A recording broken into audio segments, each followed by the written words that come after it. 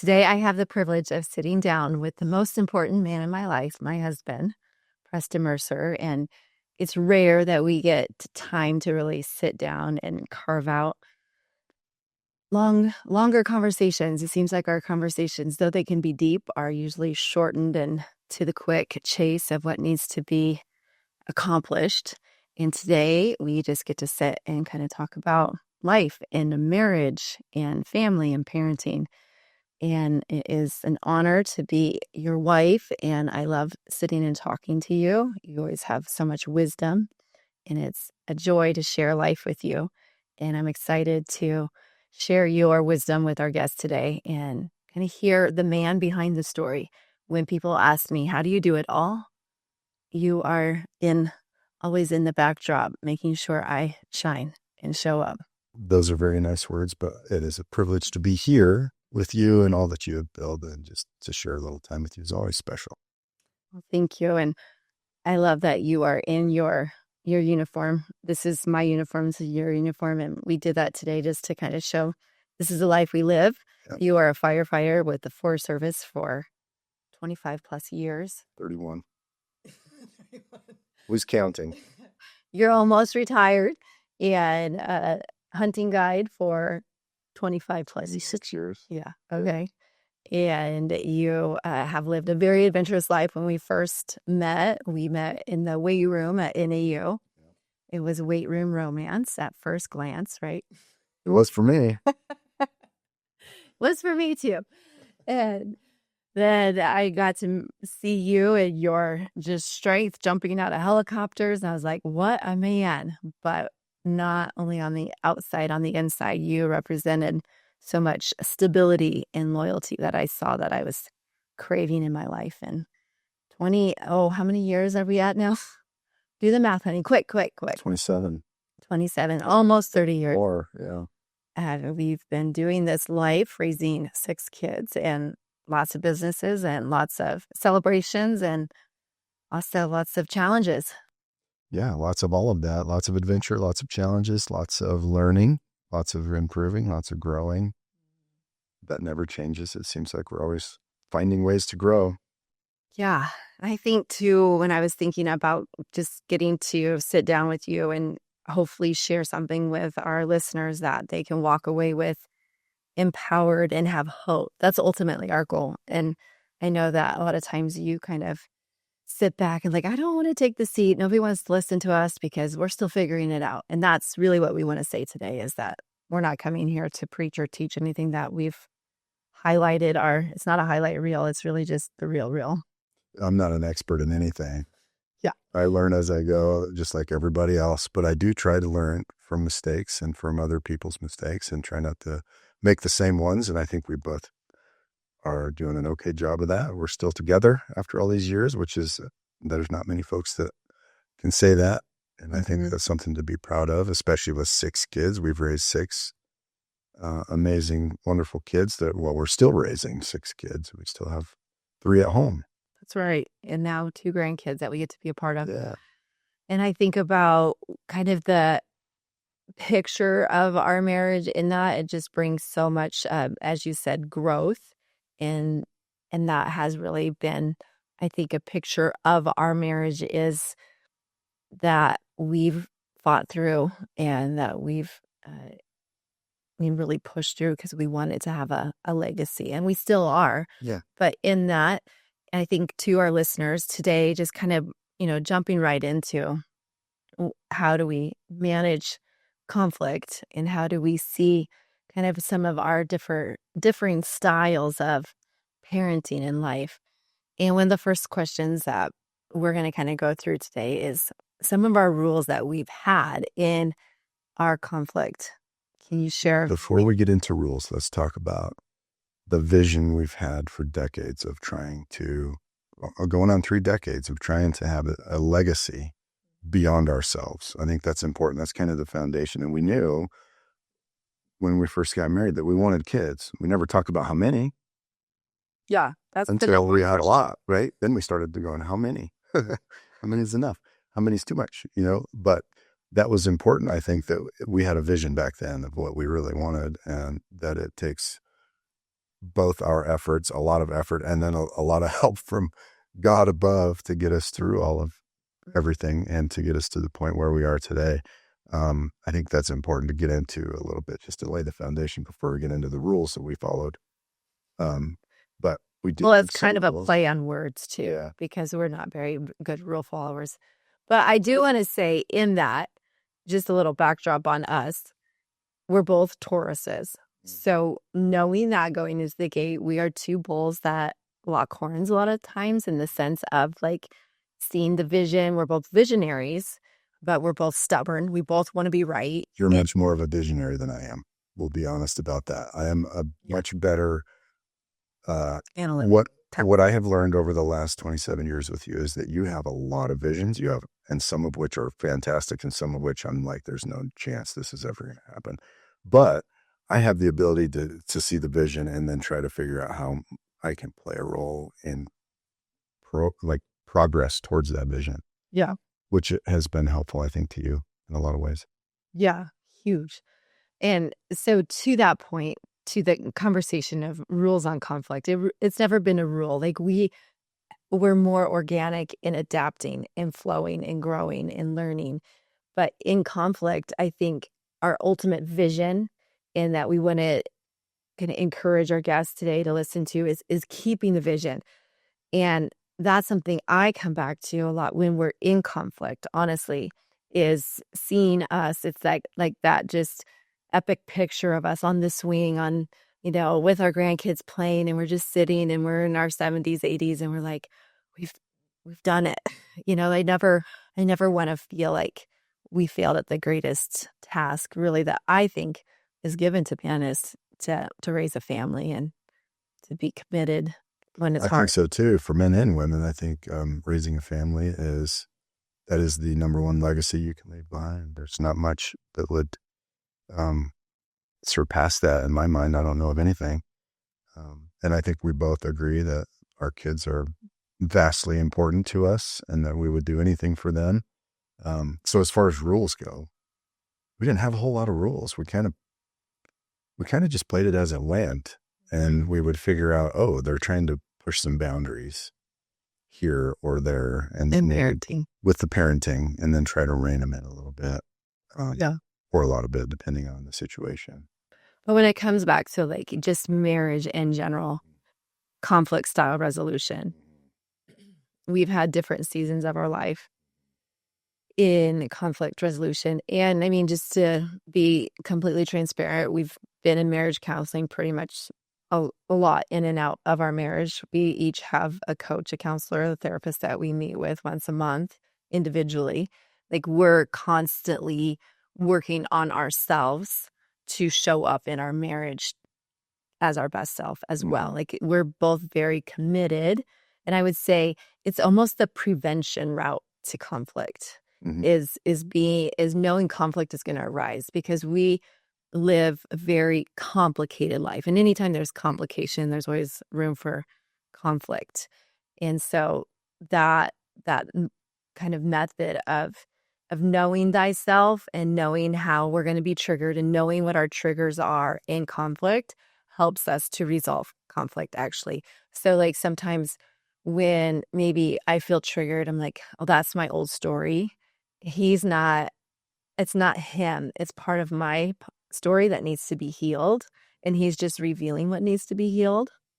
And so knowing that is more apparent in conflict, it helps us to realize you're not the enemy and that what is showing up in our conflict is actually an opportunity for both of our growth. Yeah, and I think it's taken me a long time to get to the same place of understanding that about myself.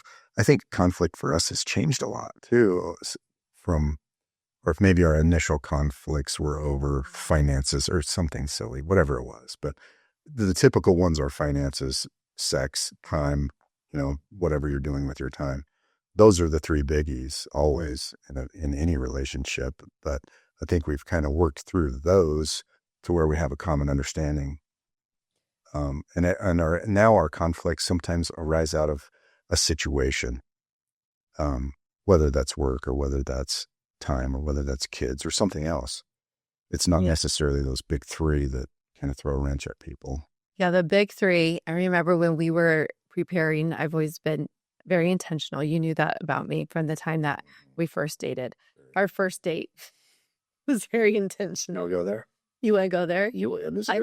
I think it really shares just the point of how intentional we are in conflict management, life. You should share it from your perspective. From my perspective, I met you. I was like, I think I can have feelings for this man.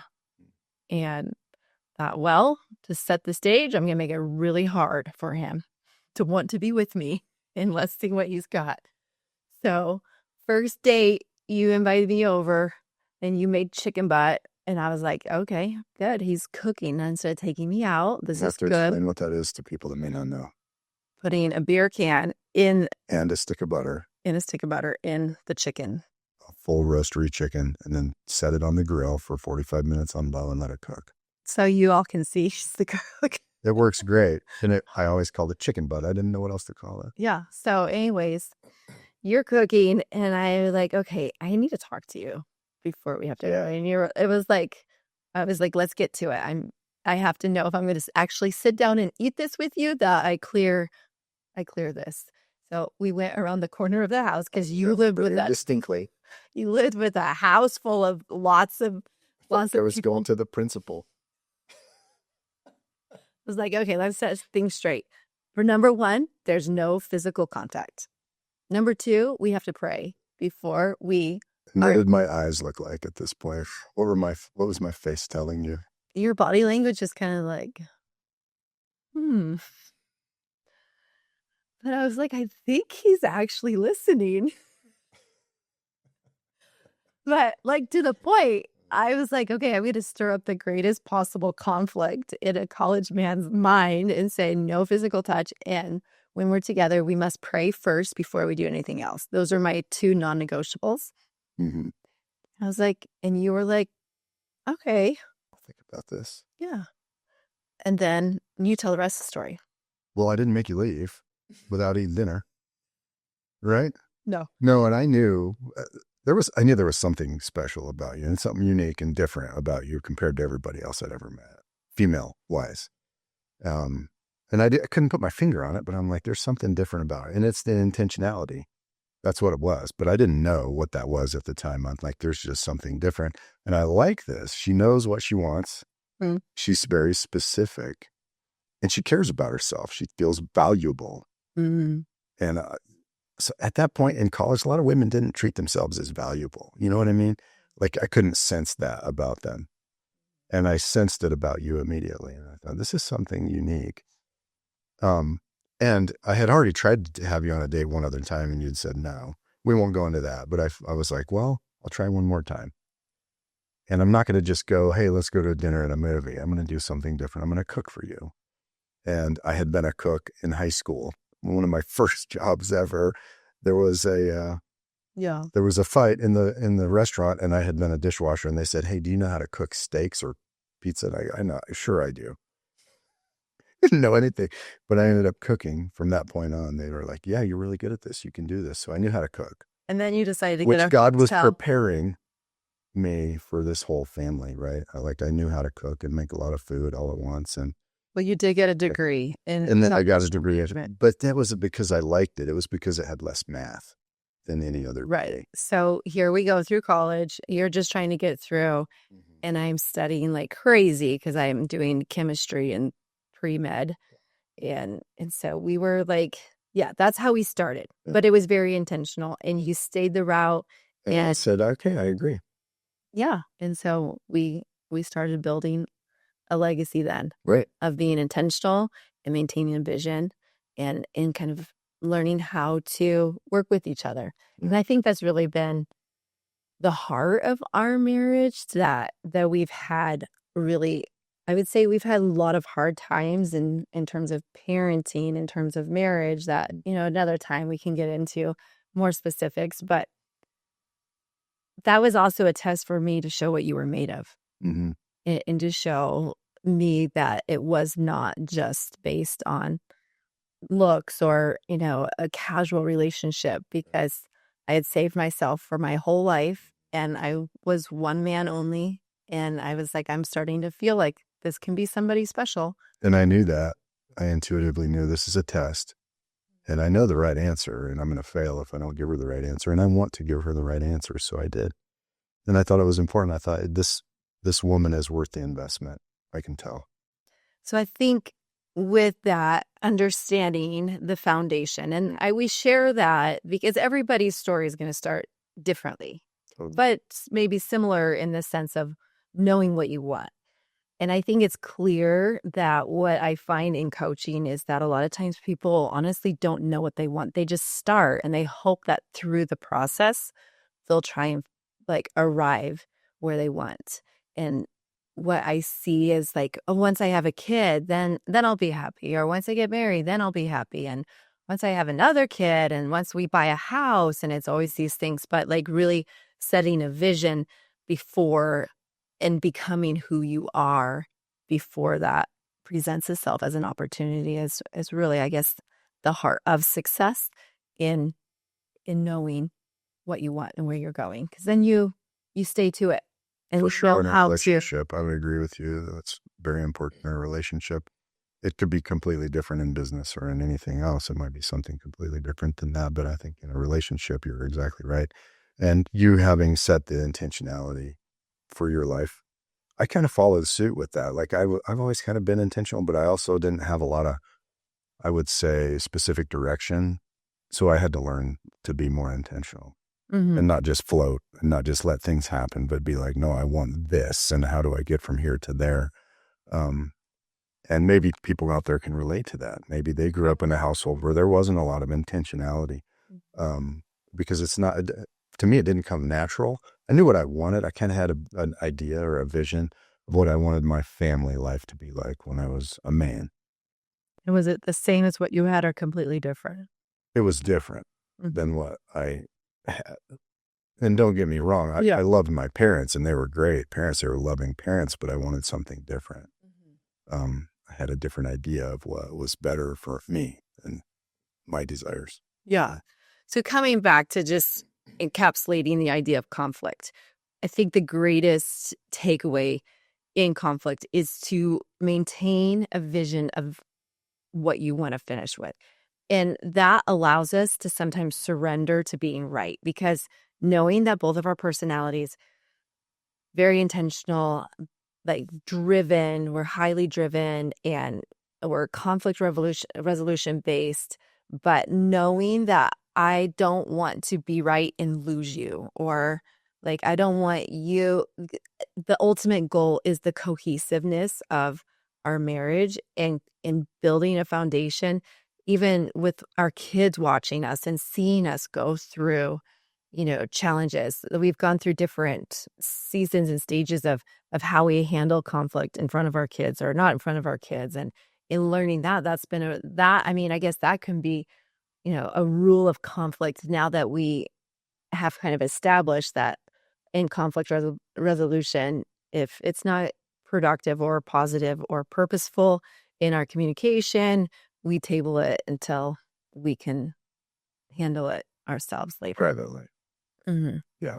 There's always rules of, quote, engagement, but maybe not rules for like conflict, or there has been, but maybe you could explain how would you see that, just to finish? I think from my perspective, conflict resolution, I have to remember that just because I feel like I'm right doesn't mean that winning is going to be important. And if I win, I still lose. Does that make sense? Yeah.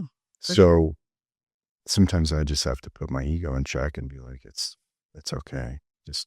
We can deal with this later between you and I. Now, if there's conflict with a child, it's different. But we're talking about you and I, our relationship. So I just have to make sure that when I put myself first, I think that's when we lose as a couple. And I've done that a lot, and I've realized it's not a good way to go. Well, that speaks to how we're growing. And I think that in 30 years ago, I wouldn't have said that. 27 years ago, I wouldn't have said that. I've had to grow into this where I am now, for sure, through a lot of experience and a lot of trials, right? Yeah. I mean, one of the questions I filter from outsiders is like, do you and your husband have like meaningful conversations all the time?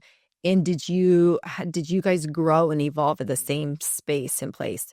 And I kind of interested in your perspective and your answer of how, I mean, I have my answer, but what would you say in terms of like in our marriage, like you were just saying, 20 years ago, you probably wouldn't have handled conflict the same. And hopefully that's this, that would be what we would all desire is that through age we grow in wisdom and handling things.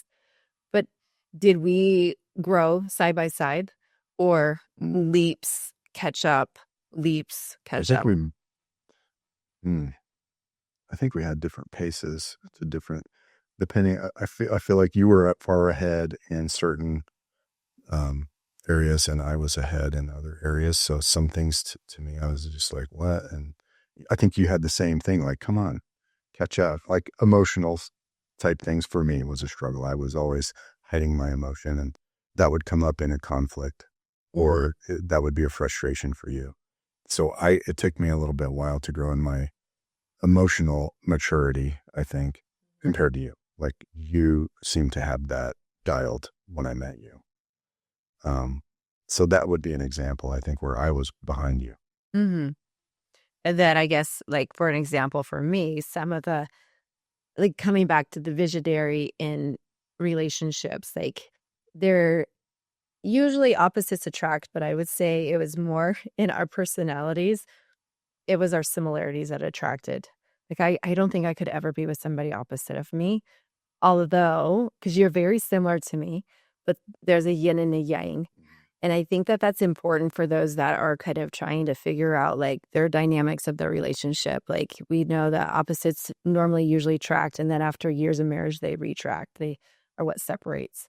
But in kind of the history of our marriage, is kind of more of, I think our similarities attracted. We were both highly driven, performance oriented, health driven, action, like family, and we had similar values. You know, God, and we were a Christ-centered family. And so we had very similar values. And that really was like, for me, that was safety and security. And then in years, some of those things, like what you're saying, like you grew a lot in emotional. I would say I grew in some of the areas that I saw you model that maybe I wasn't so good in. It's like time management and analytical things. Like I'm so creative and vision. You're like, come back. Like the reality of us doing this in the next year is really not feasible, Kelsey. And so I love that though. That's the beauty of relationships when you find that harmony is being able to adapt and grow together. And I think you can anticipate better now than I could before. Like I always know when you have some time alone, you're going to come back with 1,000 ideas, and a handful of them are going to be fantastic, but they're going to be like shooting the moon, right? So I know that's going to happen. I prepare myself Yep. for, hey, I've had a few ideas, and it's like, okay, here it There's comes. It's going to be a big one. I know there's a big one coming, right? like, But I anticipate it, and I'm prepared for it because that is your nature. You are a visionary, and that's how you think, and that's what excites you and motivates you, are these big ideas, like to have them. And sometimes in the past, I would say when I was younger and less experienced, that would create conflict because all I could see is the immense amount of work that it would take for me to get us there. And I'm going, we already have kids. I've already got this career. That's a lot of time. That's a lot of money. And I don't know. Right. Mhm. Yeah, and I would say kind of back to that pre-marriage book that I was reading, the three things are sex, money, and communication. That are the three biggest, like, you know, red flags, concerns, and that every couple has to face. And that you're speaking to the communication. I think for our guests that are listening about what does it look like when one's a visionary? And then I come back so excited. We're moving to Costa Rica like next month. And you're like, oh, wait, okay. And then I know now, like you really want to support my dreams. And like that always gives me safety to share it.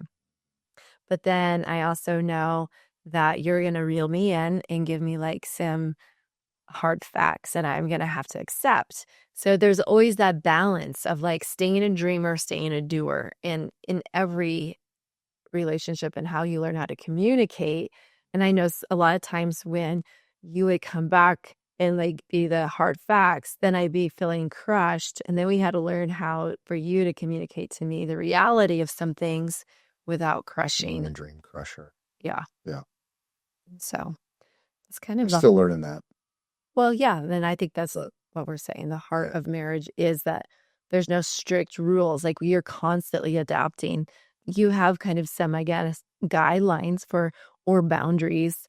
I think it is important to have boundaries in communication of showing respect. Like we talked about that even today about, what is the number one indicator? And we taught the Bible study, love and respect, so many years ago. It's like the woman wants love and the man wants respect. And Yeah. I mean, I don't think it's a male female thing. It doesn't have to be, but it's like what resonates most with the masculine is like respect and the feminine, that nurturing love, but ultimately respect being a required guideline. Important for a man to feel respected. Yeah. If he doesn't, it's not going to go well. Every conversation is going to have some difficulties if the man's not feeling respected. Same way with a woman not feeling loved or not feeling intentionally loved in the way you feel loved. That has been conflict too, but we're not experts on this. It's just going to constantly be, I think the most important thing is to realize what your spouse is in their, like what kind of a personality they have. Mm-hmm. And then being able to kind of look at the future and go, I know this is how it's going to be because of this personality. Like you're visionary. I'm not a visionary as much as you. I'm more of a doer in between. So we kind of, that's the yin and yang you're talking about. Mm-hmm. And I love too that I think to just kind of, again, close this up on conflict and communication is we've done a lot of work on understanding our personalities, like Enneagrams and your Enneagram and my Enneagram and how they work together. And we've done so many like personality and assessment tests and tools because I think this is really important for what I've personally learned, because this is one of the hardest lessons I've had to learn. I'm a fixer. Like that's what I get paid for, is to find problems in people's bodies. They come to me like what do I need to do to heal? Like, and so I was born and through my trauma became very hypervigilant in fixing and controlling and kind of like knowing that was my mind and not coming into marriage to fix you.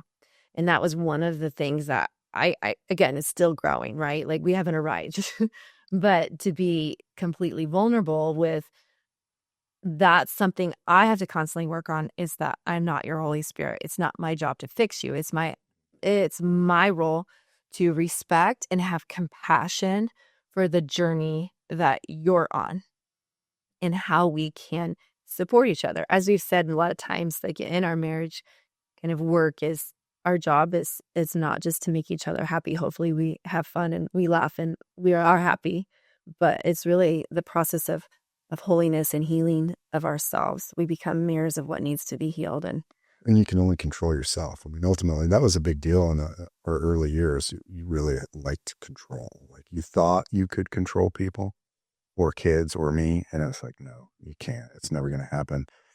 There's always going to be a curveball thrown your way somehow. And you're going to be like, oh, frustrated, right? And yeah, I can only control myself. I can only control what I do and what comes out of my mouth. And you can only control what comes out of your mouth and what you do. And that's really why we go and have these counseling sessions with our individuals by ourselves. We did couple counseling for a long time and that was okay.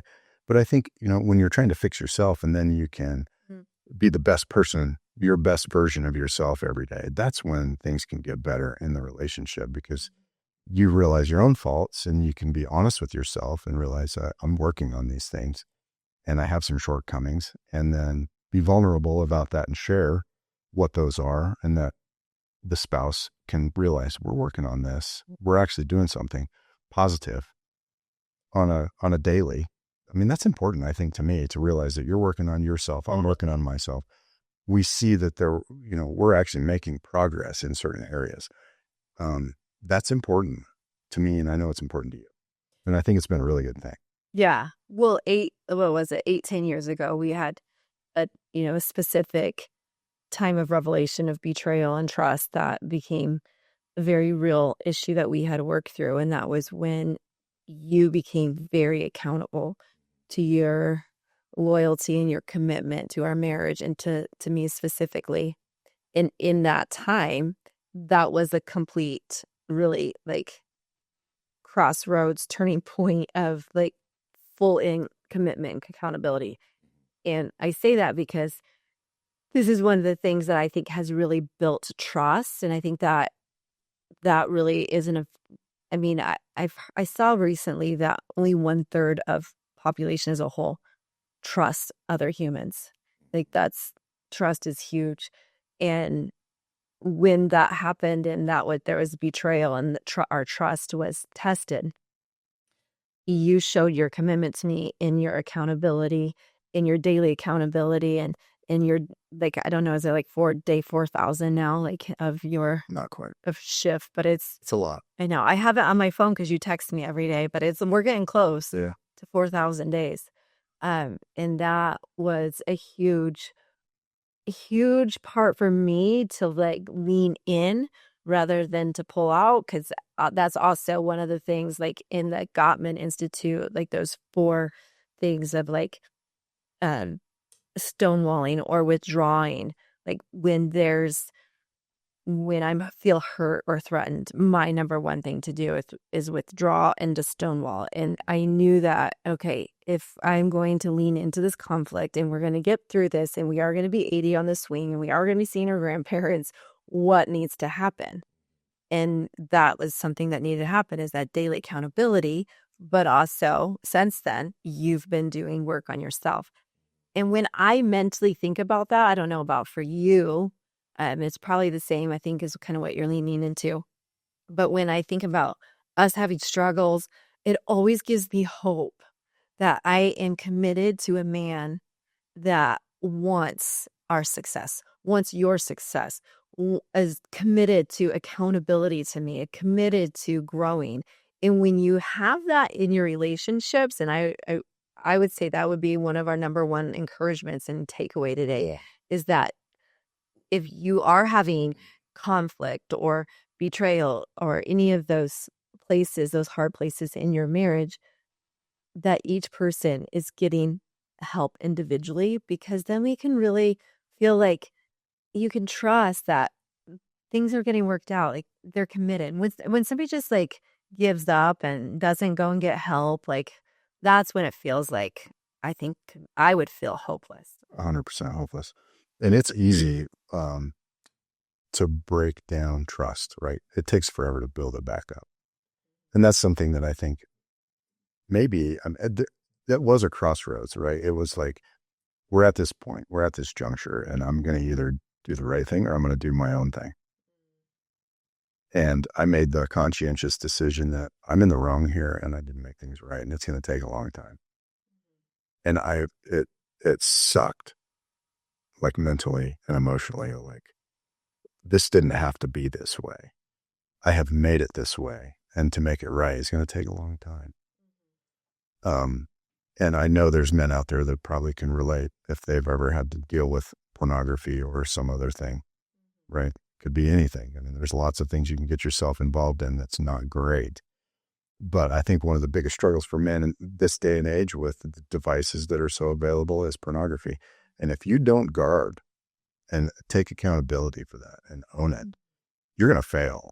And, at that point, when you do fail, and you have to be honest with yourself, and you have to really dig deep and go, you know what? I'm not in the place I want to be. This isn't the person I want to be. This isn't who I ever thought I would be. I'm changing today. Yeah. November 18th, 2017. That's when I was like, I am not going to do this ever again. So I made a commitment to you, and I told the whole family. And this isn't, I'm a private person. This isn't easy for me to talk about, right? I don't Yeah. like anybody knowing anything about me, but I'm going to share because I think it's one of the biggest struggles I think men, that our society avoids talking about it, but it's degrading human beings on a daily. And it's a horrible thing to get involved with all at every level. Um, I mean, I have 2 daughters, and to think about that, it just, disgusts me. Yeah. So I'm at a different place, and I'm an advocate to put something on your device where you're not going to be tempted. And if you do get tempted, somebody's going to find out about it to hold you accountable. And if you don't have accountability, you're never going to do it. Yeah. You have to have accountability partners. You have to have somebody that's willing to call you out if you slip. And that's what I did. And I think I'm glad I did. Yeah. I think we're in a much better place than we were even before all of that. You know what I mean? Like, I feel like we're so much stronger now. I feel like you can trust me now. Like, there's a different level of trust. You've seen the struggle and it's real, right? Like, it's a lot of work. And just one thing that I do almost daily, and not every day, I didn't do it this morning, but one of the things that we really like to do is start our day with some intentional time together. And a lot of times we have a 15-minute devotional time, and we do our own little devotions, but I send a text what day I'm on and a verse and then a little prayer for the day. And I send it to you every day, and I write them down in a journal. And I've been doing that for, like Kelsey said, almost 4,000 days. It's been a long time. Yeah. I mean, 3,000 something days. Yeah. So that's a lot to offload in this. I mean, that's a heavy subject, but I think it's important. You want to talk about conflict. That was conflict, right? Yeah, 100%. That was probably one of the biggest mountains we had to climb over and through. Yeah. And it brings forth, for one, I did not expect you to share that. And I honor that. I know that's hard. So I have a lot of compassion and respect for you sharing that and being very vulnerable, because I know your personality is also not to be seen and to remain hidden. But I've also seen that part of your healing is that you have also become a mentor to other men. And you've had men come to you and ask you for help, and you've held them accountable. And like one man in general that we're working, that you've had recently, you were like, dude, this is what you have to do. And he just was like, no, I can't. Like, he just No, he said, I don't want to. don't want to. Yeah. And But to bring it full circle, one of my own boys recently last week was like, well, I remember the conversation you had with us all those years ago. And I'm never going to look at that ever. You're like, I don't want that to happen to me. Yeah. I distinctly remember that was a hard time, and I don't want that to ever happen in my family. So that makes me feel good that I was honest enough with everybody in the family. This is what happened. I don't want this to ever happen to you. I'm being honest with you about this. This is a struggle. You don't have to have this struggle if you provide some protections for yourself and recognize it for what it is. We don't have to belabor this subject, but No. I think it's important. I think, and we can move on, but I think that one of the mantras, it's like, I wouldn't choose it and I wouldn't change it. I would have never chosen to have gone through that. But as you said, I love you more. Like, people always talk about the honeymoon. Like, I feel like our honeymoon is now, like 27 years later. Like, I'm more in love with you and who you are than we met, like, in our quote, youthful, beautiful, young days. Because we have the grit. We have, like, that shows how committed. Like, it's the ultimate test. It's the ultimate test of me. Like, I wanted to run. Like, I struggled with betrayal and trust, like, and abandonment, like such inner core child wounds.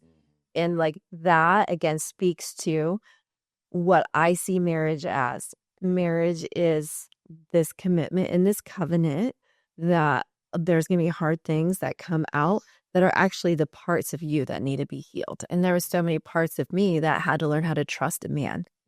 And then like the ultimate betrayal for me, and then leaning into seeing us be able to come out of it. And so to our listeners, whatever that looks like today, like I've had friends that have had their husbands have affairs, or, it can go both ways. I'm not, being masculine, feminine, the husbands, whatever. It happens both ways, affairs and pornography and betrayal.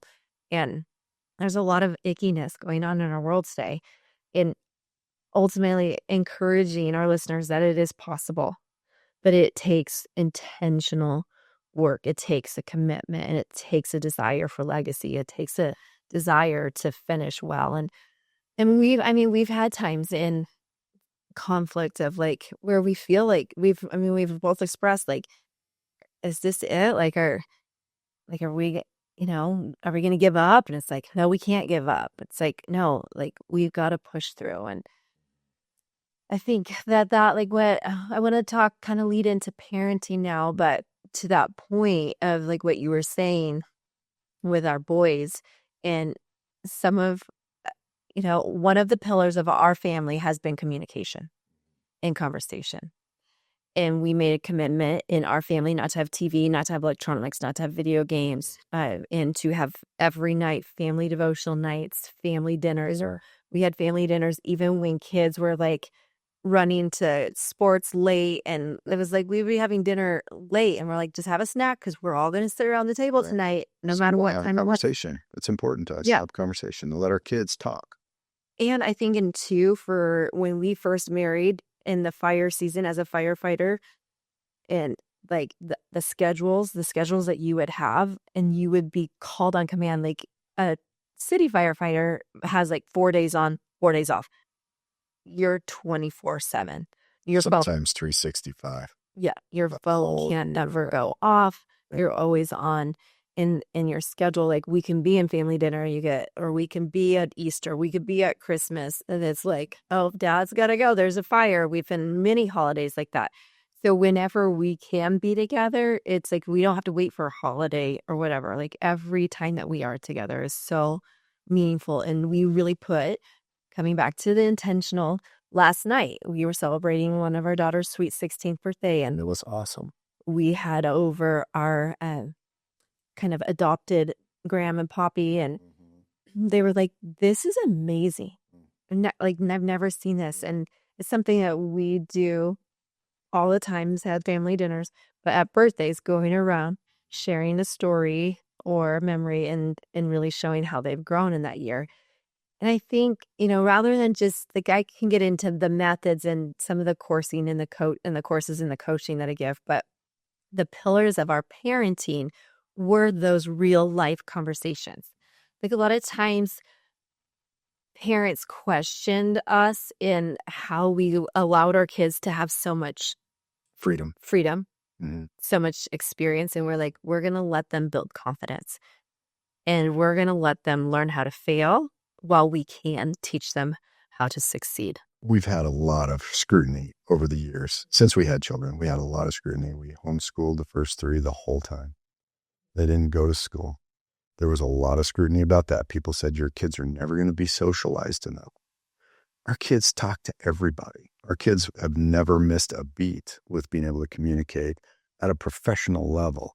Like our kids were talking to, here's a for instance that most people would think I'm crazy, and most people have said I was crazy, but I started taking our boys to Mexico on hunting trips when they were 10 years old, 12 years old. And now our oldest is 22. And now he's 22. And he even said last night at the dinner, he's like, I think I learned more talking to those men around those hunting camps that we did in Mexico than I learned ever at school. Oh, yeah. Not to say anything about your education, but he's like, it was really important for me to do those things. I learned a lot, from that. Yeah. And I was a little bit surprised by that, but not too surprised because I saw it and I saw the value in that. So we've always had a lot of people looking at us going, you guys do things way different. Mm-hmm. You don't have your kids go to school. Your kids are entrepreneurs when they're teenagers. They're running businesses. You don't have television at home. You don't watch the Super Bowl at home. You don't do any of these things at home. But that was all intentional. We decided years ago, we're not going to have TV. Like you said, we're not going to do video games ever. Our kids hated that. They always wanted to have video games. We said, no, you're not going to do that in our home. And now they say thank you. And now they totally reversed course and said, I am so thankful that you said no to video games and TV. Yeah. And instituting like our pillars even our name Mercer, which we can talk about later. I'm not going to get into it, but the M and the E and the R and how it stands for excellence and respect and resort. Like we were very, very focused in our family mission, and they knew what our mission was and they knew what our vision was. But coming back to that of, in marriage, having intentional ways to communicate and your children having intentional ways of communicating. We raised them. I laugh at you. It wasn't against your education. No, our education we did together. It wasn't like I homeschooled them during the day, but you had the opportunity of taking them for like 3 weeks at a time. And I just remember they would see these ranchers milk their cows and make the cheese, and they would be with you guys have running water and all of those life experiences that they got to have. And then they would go out with you. It didn't have to be in Mexico, but they would go out with you hunting here, and you raise them in the woods. And now like this last month, all 4 boys got bears on their own, hiking them out of canyons. Like they know how to do anything. And I worked myself out of a job. They all know how to do it better than me. yeah. And I think that that's like one of our mantras used to be our ceiling is their floor. Right. Mm. Yeah. And that we were not raising children, we were raising adults. From day one. Communicate like they're adults, like they're the adult you want them to be. Yeah. It's important. Yeah. And I mean, we've always taught our boys and our daughters, look them in the eye, shake their hand, introduce yourself, be respectful always. And they all do that. They're very good at that. And people take notice. I have lots of employees with what I do, 120 employees typically in the summer. And in the hiring process, we bring in new people all the time. And a lot of them don't know how to look you in the eye and introduce themselves. It's almost like a scary thing for them to do. But they're socialized. Right. But they went through the other way. They went through grade school, junior high, high school, college a lot of times. But they can't look you in the face. Yeah. Shake your hand and say, here's who I am and here's what I'm about. Yeah. It's weird. Yeah. So those pillars that we had were communication and conversation, life skills and people skills, in being able to solve problems. Problem solvers. One of the questions I get a lot when people ask us, like people are always very inquisitive. They could be very judgmental. Oh, yeah. But they're still like, They still want to know. They still want to know because they're like, you do this so different. Like, how do you do this? And we've kind of evolved in our parenting style as we've come like through it. And I would say that one of our biggest hard like hurdles to come through is that you were gone a lot. Yeah. When the kids were little, like you were gone a lot. And you would go on fire assignments and you could be gone for 3 weeks. Or 45 days. Or you would come home for 2 days and then go for another one. Like we were constantly having to adapt with you being around, with you not being around. So it was like, is mom the boss? Is dad the boss? Like, it wasn't like a totally normal kind of situation. Nothing about our life is normal. Right. And I would be amiss to our guests to encourage normalcy. I don't like why fit in when you could stand out has always been my kind of like Dr. Seuss mantra. But it's true. Like find what works for you. I find that that's one of the biggest struggles that people find themselves in this world is that they're trying to like live everybody else's dream. Like go live your dream. Like what works for you? Like we had to figure out how to survive in our, like, even though I had such an intentional vision of what I wanted family to look like as an only child, and then having my own family, and we just kept having children, and like I wanted nothing more than to have a family, but then you were gone a lot. Like how then to parent when a lot of times I felt like a single parent, and people from the outside be like, you're like a single mom. And I would take offense to that kind of, because it's like, no, he's working his butt off. I'm not a single mom. It's just that he's away. It is just like always having to answer. And I know you had to answer to that a lot too. Like I could even see you kind of sigh right now. It just brought back all your memories. Trigger. It was really difficult because my job required me to be gone and I wasn't able to say yes or no. I just went and I wasn't coming home until they said you're going home. And like you said, off back then, I only got 2 days off. There wasn't 3 or 4 or 5 days off. It was 2 days and right back at it. And for those 2 days, I felt like an intruder a lot. It was difficult. I didn't know my place, and it did create conflict, right? Because I would step in and all of a sudden here's this masculine figure that wasn't here for the last month. And I'm not going to be there in 2 more days. And it's like, I remember hearing, it's easier if you just don't come back until you can come back. What do I do with you for 2 days? Like, where do you fit here? And it was painful at one level, and it was frustrating at another level. And it was a little bit heartbreaking at another level too, because, I was like, I got 2 days to reinvest my time here. But everybody's wondering who this guy is. The kids were little, and it was really, really hard. And I remember distinctly after Levi was born, I thought, I have got to get a job where I don't have to go all the time. I've got to do something different. And then, had friends die and on these helicopter crashes. There was a weird time in the early 2000s where we had a lot of helicopter crashes, and I was working with helicopters at the time, running the helitack crew. And I remember distinctly going, I've got 3 little boys at home. I can't be on these helicopters as much as I am. There was one season I flew over like 250 hours in the front seat of a helicopter myself. That's not everybody else included. That's just me. That was a lot of flight time. Not to mention all the time on the ground fighting fires and being around fires. And, it's like, okay, I've got to do something different. So I made the decision back then, I got to get into management where I can decide when I go and when I don't go. And since then, thank God, God gave me some opportunities, and it's been a lot better. Right. But yeah, even such, like our parenting styles really ebbed and flowed. Like I knew in my heart how important it was for you to feel respected for working so hard. And you're like, I'm just trying to pay the bills. And I was a stay-at-home mom, and we had nothing. Yeah. Like I made everything from scratch. We lived paycheck to paycheck or no check. Like it was rough. We lived in dire times. Yeah. And so I knew how important it was to be grateful that you were away, but inside it was so hard that you were away. And I think that in parenting, we were forced to how to figure out our parenting styles to make them work when you were on scene, even when you were gone.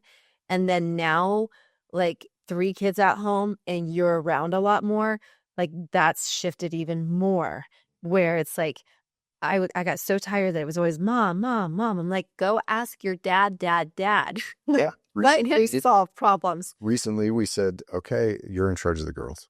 Yeah. It's all you. Disciplinary action, everything's you. You deal with it to take the load off of you. And that was challenging. And that was just in the last year. Yeah. So parenting styles, to just for our listeners, I think seasonally they change with the ages and stages of kids that you have.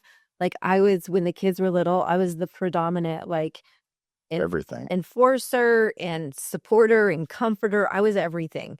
Yeah. I was the teacher. I was the cook. I was kind of everything. And your support that you gave was the ability for me to be at home, which was the greatest gift for me. Like I mean, we were looking at pictures last night, like what I would do to have those days back. Like you always had that idea, but I wanted nothing more than to be a mom and be at home.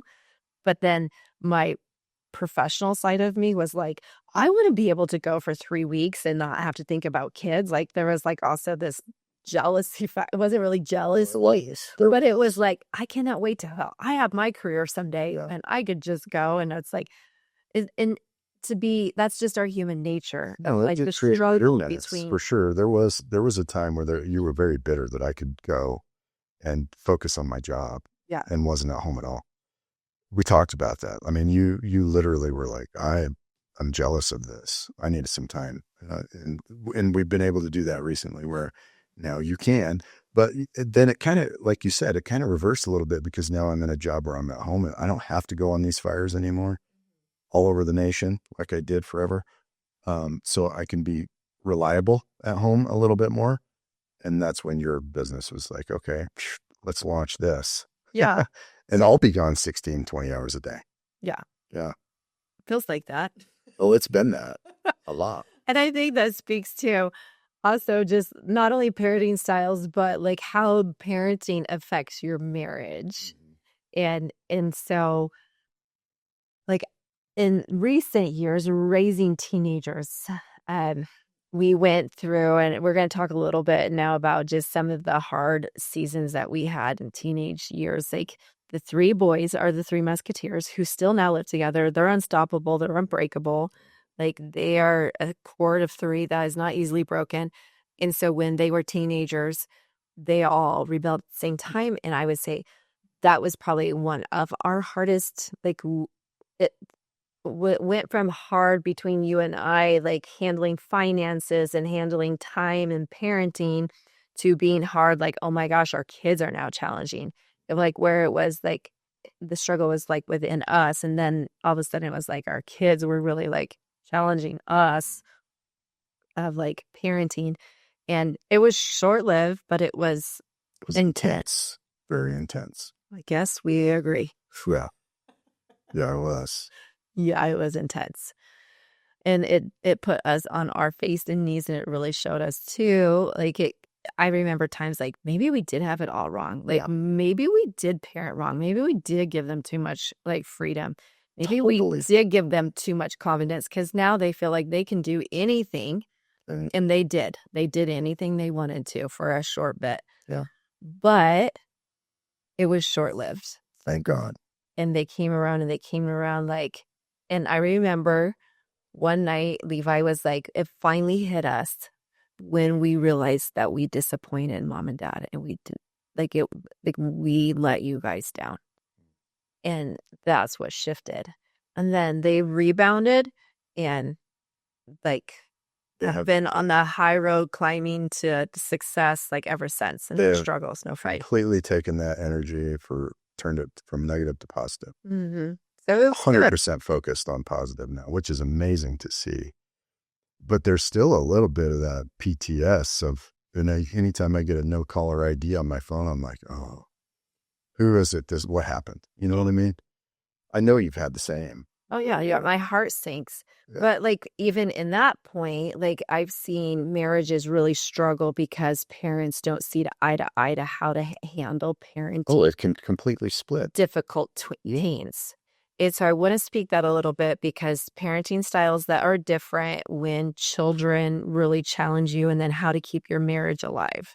Because that's a lot of times what happens, like through crisis, or through a loss, or through like even whether it's a loss of a child or like loss of feeling like the home structure. We've experienced or seen that too. And what I would say in that time is our parenting, like we both question, like, it's not my fault or your fault because we did this together, but maybe we did it wrong, but we're going to like fight this together, we're sure. And we're going to like, we really digged into like our prayer and maintaining communication. And it actually, I think, strengthened us too, of like wanting to make sure we had a strong home for them to come to, because we always wanted them when they did return to like want to come back home and want to come back to the strength of us. And you were very intuitive on how they would play the mom and dad thing, try to split us. And like you caught on to that immediately, right? And you were like, look, this is what's happening. You need to pay attention to this. And it was true to me. Yeah, to me. You're like, look, this is what's going on. You're blind to it. You need to open your eyes to this. This is exactly what's happening, and you're not even paying attention to it. And that's happened a few times, right? Like, oh, yeah, you're right. So we changed things up a little bit, right? A lot, actually. But yeah, talk about creating some internal conflict in the home when, like, the worst case scenario would be obviously to have a child die or of something. That would be horrible. And we've had friends go through that, and that's a very difficult thing. But having rebellious kids it's got to be second. Mm-hmm. Like, that is extremely difficult time.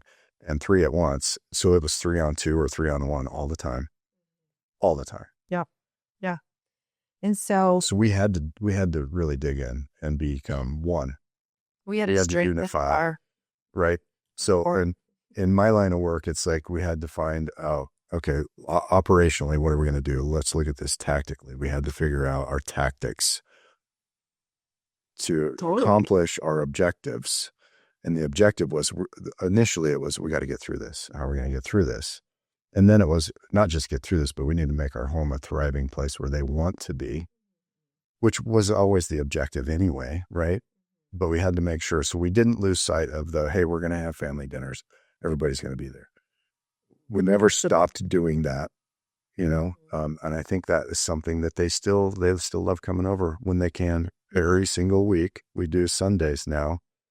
We've kind of always done Sunday, but it's even more important now because we have grandkids and everybody still comes over, and it's awesome now. But it could have caused a divorce. I mean, really, if we weren't on the same page, I can see how that would totally, you'd split the sheets and be done.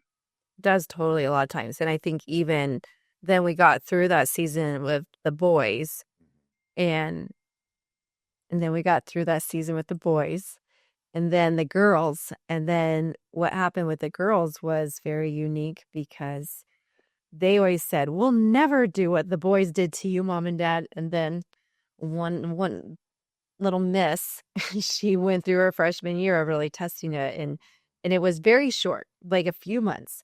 But even then, we're like, okay, this is different, though. This girl's trying to manipulate me against you, and she did well on that for a short term, for a short while. And then that's when I was like, okay, we're gonna turn this over, and you're gonna have the handling of the discipline of the girls because playing the teenage girls and their mom and playing things, and so just to our listeners about really.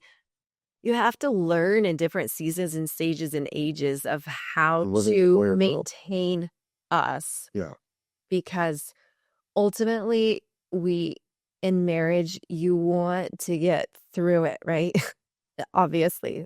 But you want your kids to learn how you got through it. Because I think that for a while, you want to thrive. You don't just want to be ho-hum. Right? No, for sure. You always want to have I was always hopeful that things are going to get better. That's going to be awesome at some point. And then you get a curveball thrown at you. And then you get one, like I was a pitcher in high school, and then somebody throws one at your head. And then, the next thing you know, using cheesy sports analogies, the next thing you know, you're like, what is going on here? We're not even playing baseball anymore. This is a different game. So you have to adapt, and you have to really have to come together and be like, okay, what do you see? What do I see? Let's figure this out. And if we didn't do that, it could have turned out far worse.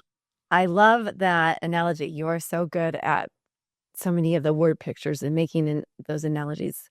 You're definitely a leader that you have to reach out to so many different learning styles. But that analogy speaks to the game of life and the game of marriage. And it's like we are thrown curveballs and sometimes, it's like, wait, I remember one of our marriage counseling, it's like, when we get home, it's the fourth quarter because remember that? Yes. And we would talk about we're in the fourth quarter and this is we're at the finish line and we have to finish well because both you and I would give so much to our jobs and the people that we were with all day, all the people you were managing and leading, all the people that needed so much compassion and insight and dissecting. And we were so into our jobs. And then we come home, we have 6 kids that wanted us to be into them. And we're like, okay, this is the fourth quarter. This is where we either have a touchdown or fumble. And that really speaks to marriage in general, parenting in general of it is a game and we're constantly adapting the playbook and the rule book and all these things. And I think that one of the questions in that game is all the things that we are juggling. We're juggling marriage. We're juggling parenting. We're juggling family and kids and learning how to have relationship with each kid. They're not one of our children are the same. So it's like I would say, people would ask me, are you going to homeschool your kids? I'm like, I take it 1 year at a time. Everything that we did, we had to stay completely present. And I think that one of the, it can't be left unsaid, but one of the biggest struggles I think that happens in all marriages, in the busyness, in raising many kids and on the go and constantly having to adapt, is how to maintain connection, intimacy, emotional connection, soul connection. I mean, there's so many pieces of connection for us. And that's evolved. I mean, without having to get into, more of our personal life of intimacy, but it's always kind of curious in all parts of life of like, how do you, when you're tired and you're in the fourth quarter and you have nothing left to give, like you've known many times, it's like, I don't want any kind of transactional thing. I don't want anything like where you feel forced. Like we've talked about that in an intimate scene of like, of it really being like connection. And that's come through time of really understanding each other's space. I think that's important for our listeners to understand. Yeah. I have really changed my whole concept of intimacy over our relationship. Initially, I didn't even realize women thought intimacy could be anything other than physical. I did, it's like, what? You can feel intimate just by talking? That's like a new thing to a dude. Right? Yeah, It really is. not anymore. Like, It's not. no, not now. Not now. Of course, I know now. I've worked on all these things for so long. I know now that it's a real thing, and that women can feel like fulfilled emotionally through an intimate conversation, where a man's like, that's just a conversation. I'm still that way. I'm still a man. That's just a conversation, but I know it fills your love tank to have that kind of deep intimacy, right? So for most men, intimacy means one thing, and that's important to every man I know. It's really important. But it's not the only thing, and it's not with 6 kids. Good grief. I mean, come on, how often can you actually carve out some time? We've tried different things. We've tried to schedule it. That doesn't work. And it feels so weird, Yeah, I mean, just being completely honest, that is a question that gets fielded a lot of like, and everybody was like, don't you know, after having 6 kids, the But you know what causes that? Yeah, of course. it's like, yeah, God anyways. gave us another blessing. That's what caused that. Yeah. And you would think that like that wouldn't be an issue, but the reality of life is that making time when you feel like you have no time is really, you have to be intentional again. Sorry, we keep coming back to this intentionality, but yes, to the point of like losing the schedule versus the spontaneity. And I remember even just recently in times where we've been working through some parts of our intimacy and what like that looks like for us in different, like we've gone through a lot physically with health stuff and all kinds of things that have kind of thrown a different spin on that as well. And so what does that look like to maintain intimacy when it can't be physical? And knowing that that doesn't go away for a man, and that, different parts of our seasons in our lives hormonally, women going into menopause, like I am, like there's so many different parts of changing, of having children, and you can't be intimate. I mean, there's so many parts of it. Or while you're around, like you homeschooling 3 kids, constantly nursing babies, the last thing you wanted me to ever do is come home and touch you. Like there was a time where it was like, absolutely not, hands off.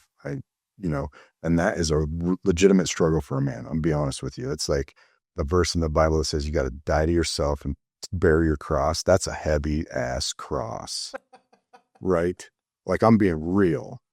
That is hard for me to be like, okay, I'm just going to have to bide my time. Try to understand. Like it's hard to understand, but that's it. You just have to like die to yourself a little bit and be understanding of the situation and know that it's not going to be forever, or maybe it will be, who knows, but just deal with it one day at a time. Yeah. And I think too, like you've really, and one of the things that you saying that you've grown a lot in is understanding kind of the hierarchy of like God first and family, and like every time I've screwed things up, I get the order out of order. I get myself as number one, which isn't number one. It's always got to be God first, family second, mainly God, spouse, kids, then me. And if I get it out of order, that's when things go awry. Yeah. When I have it in the right order, things go pretty smoothly. Well, I mean, there is kind of a rhythm of life and kind of systems and orders. I mean, that speaks to that. Yes, you have something to say. Well, it's just being selfish. Like there's always a little boy in me that wants to be selfish. That's always there. It's always, it's a daily battle. Like I want what I want because I'm I'm a little boy and I want what I want. I want to play with my toy and I want to eat what I want to eat. And I want to wake up when I want, there's always, like, if you don't have structure, for me, it's very important. Like, I'm a very structured person and I like to wake up early. Some people say I'm crazy, but I wake up early, like Jocko Willink, early, 4:30 in the morning, a lot of days. And I start every day to try to do the same thing. If I'm home, we start our day with a little bit of time together, some breathing, some of those things and that's important. I think it's important for you to have that, start our day with some of that communication. And that's a form of intimacy for you. Right. And so, yeah, just to kind of capture that in a nutshell, where I was going with that is our intimacy has looked different. And our intimacy has looked different in the connection. And like recently, you're like, it's good. I'm fine. Because I was like, do you want to make love? And you're like, no, like, I just want to hold you. Like, I know that and that gave me so much freedom. And I think it's really important because intimacy can be a hard thing to communicate your needs. And I think that was one of the things that we really had to work through, is like what you're saying, being able to communicate your needs in a way that you feel like isn't selfish. Like, because as you expressed to me, like, if I communicate my needs to me, I want it all the time, like whatever. It would be overwhelming to you. Yeah. So I just don't communicate that. So then like I lean in and ask you, and then like we learned how to communicate about it without it being a conflict. It wasn't always when we communicated about it before, like in our progression of marriage, like it was a stressor. We've learned how to adapt and learned how to listen to each other's needs, how to sometimes sacrifice ourselves. Like, it always takes, I mean, it really, of course, it always takes two, but it takes two in the sense of sometimes it does take sacrifice. Sometimes it is okay to be selfish. Sometimes it's better to be selfless. Like there's always a dynamic ability to read. And I think that, as you said, sometimes it's just learning how to emotionally connect, and that's sufficient, and have that soul connection, that soul intimacy, which I think for me, I think theoretically you're right, but theory is just a theory. Like practicality, there's always a desire from a man to be intimate with a woman physically. and It never goes away. So, and that can create a lot of tension and frustration from the female. Like, it's too much. I don't want that. I've got other things going on. I'm tired. It's just not a thing right now. Just back off. And you have to be willing to be like, okay, I get it. And not press the issue, because if you press the issue, it creates what? Conflict every time. Or division. Or both. Or all of it. Or a huge, giant canyon between the two of you for a while. Yeah. Which we had that. I mean, there was a time in my life where I was like, no, this is my right. Like, as a young man, before I got married, I thought marriage is going to be great. It's going to be all the time. It's going to be wonderful. It's like free for all. No, that's not marriage at all. Like, there's a whole other person that has to be like into it too. Like, that's not a thing. I mean, our young kids still only think we've only done it 6 times because we got pregnant. It's so funny, your view of how, like, when you get older, you realize, okay, this is more normal. Okay, mom and dad lock the door. Now this is more normal. Why'd you lock the door? You guys it only happened 6 times, right? It's like, anyways, I mean, our kids are not going to listen to this podcast at this part. Look, this is part of life, and this is real. Like, I've heard people say, well, we just put it on the calendar and we schedule it. That doesn't work for us. Our calendar it's like, yeah, our calendar's for our kids to get sports on time, but other than that, it's all over the map, right? Yeah. Like, so, I mean, we've tried many things, but at the end of the day, I think it's taken years of understanding the demand and the desire, but also the need for compassion and compromise for each other's space, and grace for each other's space, but also, yeah, it's individual. Like, every couple needs to figure it out for themselves. I don't have any advice for anybody on that. We're still working it out. I don't know. Yeah, it's into me, you see, into me. It's really intimacy. Not a good answer for that.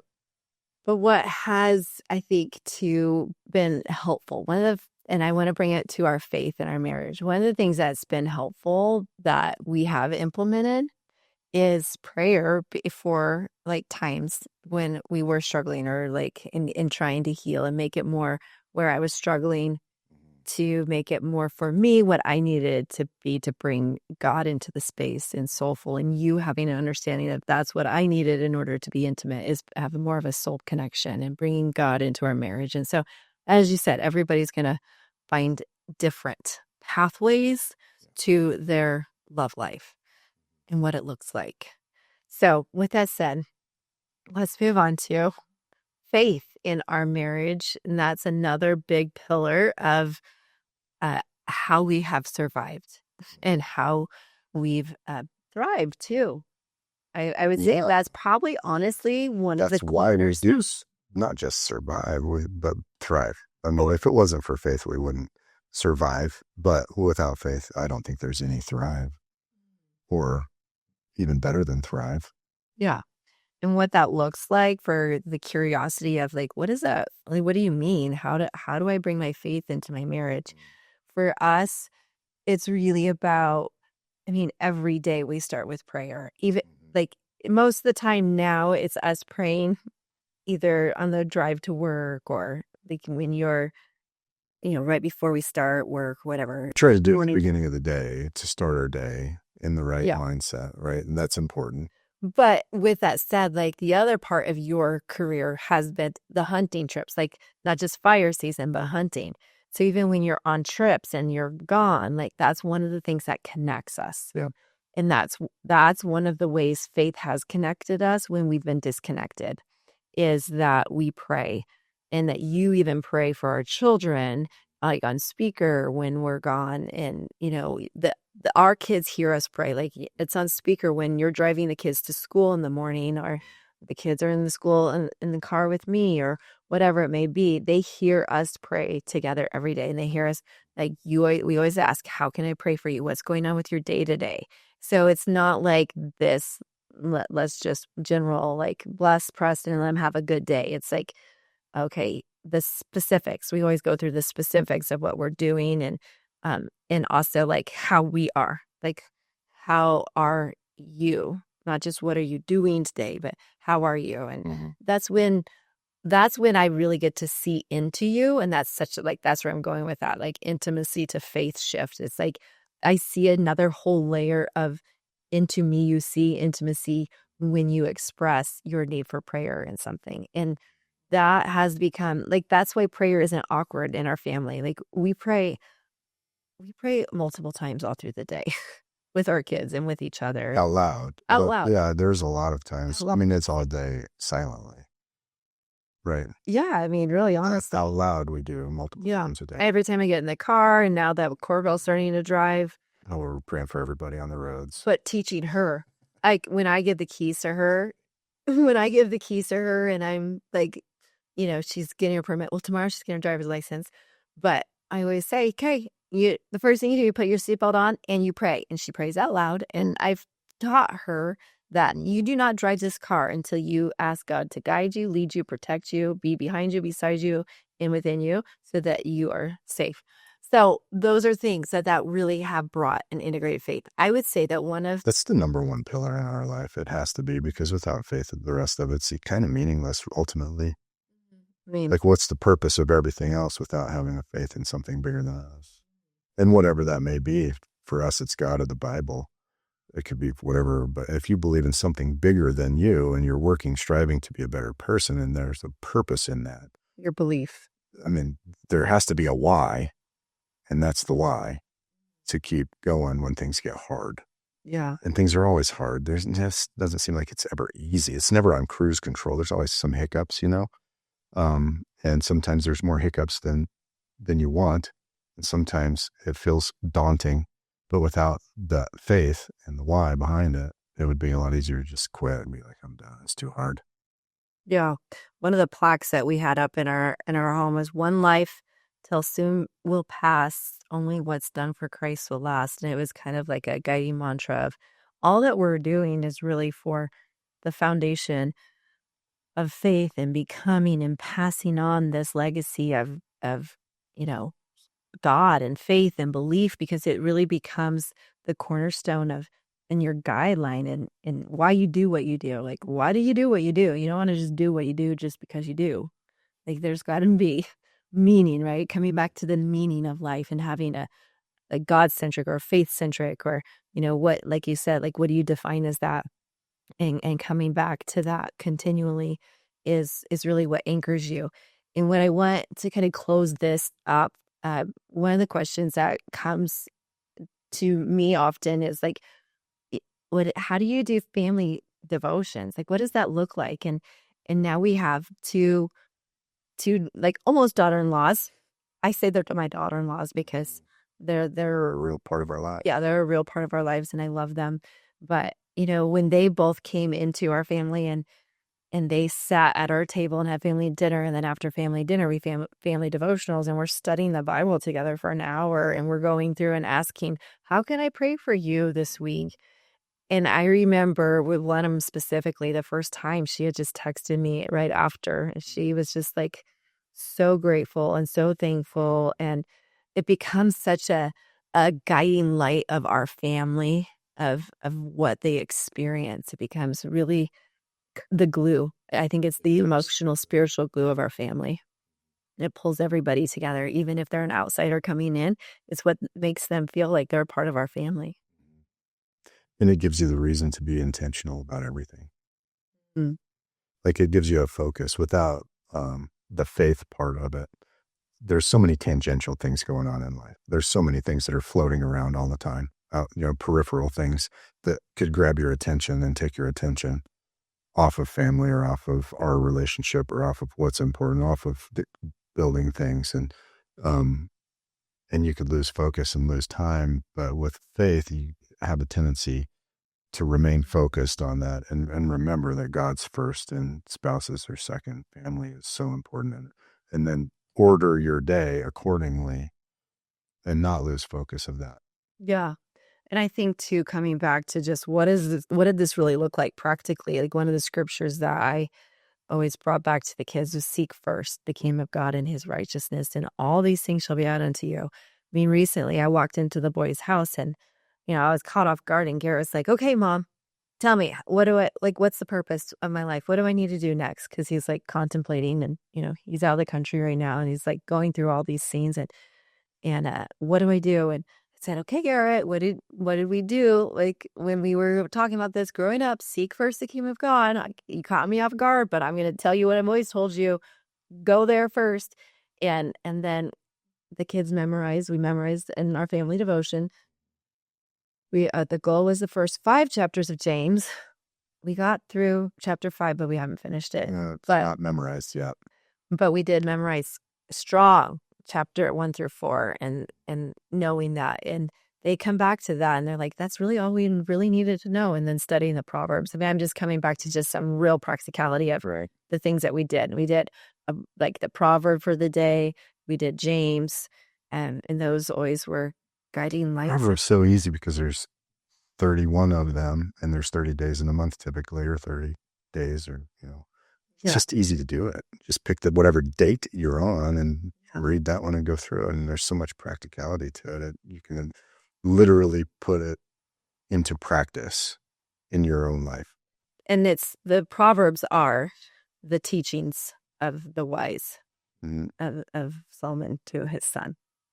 That's just an easy one to do. Even if you don't have any time, you can do that. Well, everybody has time. Well, you prioritize what you have time for. Right. So in closing, I mean, we have so much that we can just sit here and talk all the time. Mm-hmm. It's such a gift. Yeah. And hopefully it's a gift. Story. I got a lot of things to say. You do? Yeah. Okay. What haven't I said that you... No, we don't need to go into anything more right now. We've been talking for a long time, but a lot more. I know. So when you leave, I want you to take notes, right? No, you always have it fresh in your mind. But in closing, we want our listeners to be able to walk away with hope. There's so many struggles and challenges in marriage today. Like I said, maybe I wouldn't choose it, but I wouldn't change it. And the climate of our culture, and I see it in women my age a lot, like that's when women are leaving their marriage and their menopause. Like we're just seeing such a giving up and and it's okay. And I understand that. I have grace for that. I understand everybody's doing the best they can. But the message of hope that we want to bring is that you can do it. You don't want to just get through it. You don't want to just handle it.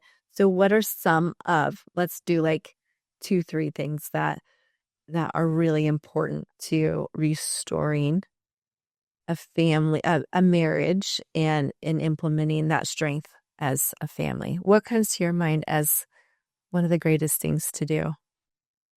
I think probably the most important thing to do is to honor you in the home.